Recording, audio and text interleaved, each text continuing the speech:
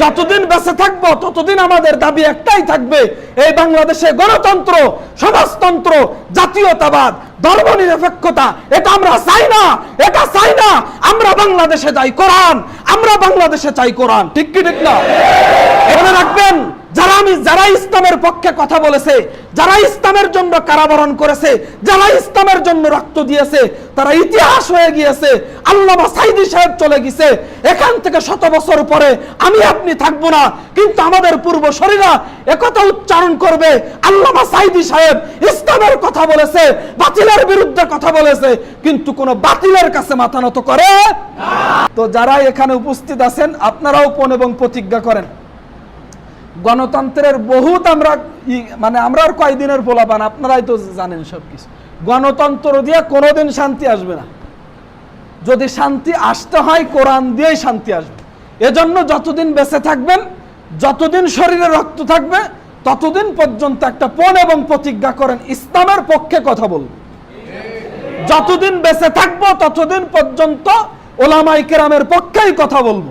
যতদিন বেঁচে থাকবো ততদিন পর্যন্ত ইসলামের পক্ষেই কথা বলবো।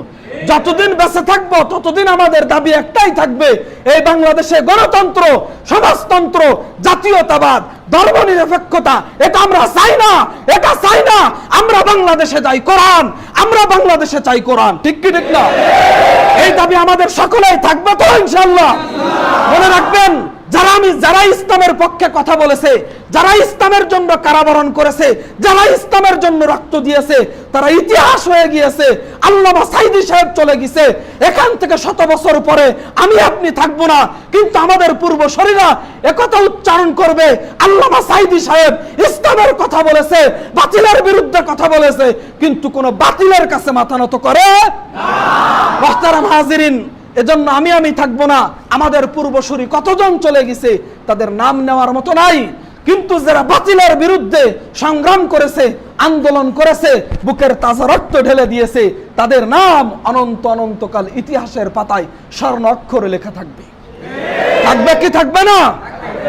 এজন্য আবু সাঈদ ভাই থেকে শুরু করে যত মানুষ এই স্বাধীনতার জন্য জীবন দিছে, আমরাও আন্দোলন করেছি। হাটহাজারী মাদ্রাসা আজকে বন্ধ,